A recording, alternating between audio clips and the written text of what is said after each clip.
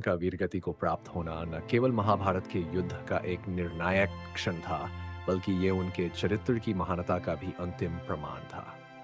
जब अर्जुन के बाण ने कर्ण का जीवन समाप्त किया, तो कुरुक्षेत्र का रणभूमि स्तब्ध रह गया। श्री कृष्ण के शब्दों ने पांडवों को यह एहसास कराया कि उन्होंने अपने ही बड़े भाई को मार दिया है, लेकिन नियति का खेल अटल था। कर्ण की आत्मा अब स्वर्ग की ओर प्रस्थान कर रही थी।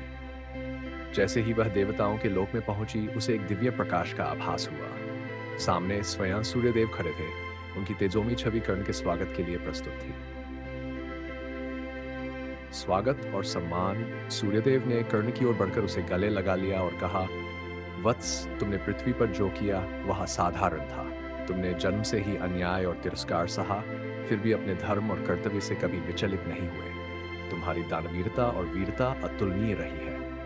कर्ण ने विनम्रता से उत्तर दिया, पिता, मैंने जीवन भर केवल एक चीज की रक्षा की, अपना आत्मसम्मान। मैंने किसी भी परिस्थिति में अपने आदर्शों से समझौता नहीं किया। सूर्यदेव मुस्कुराए, लेकिन उनकी आंखों में गर्व के साथ एक हल्का दुख भी झलक रहा था। तुम्हारे बलिदान ने न केवल तुम्हें, बल्कि तुम्हारे नाम को भी अमर कर दिया है। दानवीरता में तुमसे श्रेष्ठ कोई नहीं हुआ। तुम्हारी वीरता को स्वर्ग के सभी देवता नमन करते हैं। स्वर्ग में कर्ण का स्थान। सूर्यदेव ने कर्ण को एक सुनहरी रथ में बैठाया और उसे देवताओं की सभा में ले गए। वहां इंद्र, ब्रह्मा, विष्णु, शिव और अन्य सभी देवता उपस्थित थे।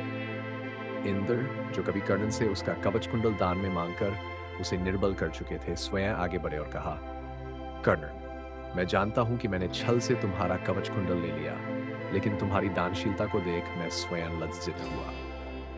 तुमने जो त्याग किया वह देवताओं के लिए भी दुर्लभ है। ब्रह्मा ने कहा, कर्ण, तुम केवल एक योद्धा नहीं थे, बल्कि धर्म और सत्य के प्रतीक थे। तुम्हारी निष्ठा, तुम्हारा साहस और तुम्हारा धैर्य अनुकरणीय है। तुम्हें मृत्यु से भी नहीं हराया जा सका, क्योंकि तुम्हारा नाम सदा के लिए अमर रहेगा। सूर्यदेव का गर्व और आशीर कहा, वत्स, अब तुम अमर हो चुके हो। पृथ्वी पर जब भी वीरता, दानशीलता और निष्ठा की बात होगी, तुम्हारा नाम सबसे पहले लिया जाएगा। मैं स्वयं अपने पुत्र पर गर्व करता हूँ। कर्ण ने अपने पिता को प्रणाम किया। उनके चेहरे पर संतोष था। उन्होंने बहुत अपमान सहा, बहुत कष्ट झेले, लेकिन अंततः उनका बलिदान व्यर्थ नहीं गया। वह केवल एक योद्धा नहीं, बल्कि युगों युगों तक प्रेरणा देने वाली एक गाथा बन चुके थे। स्वर्ग में कर्ण का स्वागत हो चुका था, लेकिन पृथ्वी पर उनकी कहानी अमरत्व प्राप्त कर चुकी थी।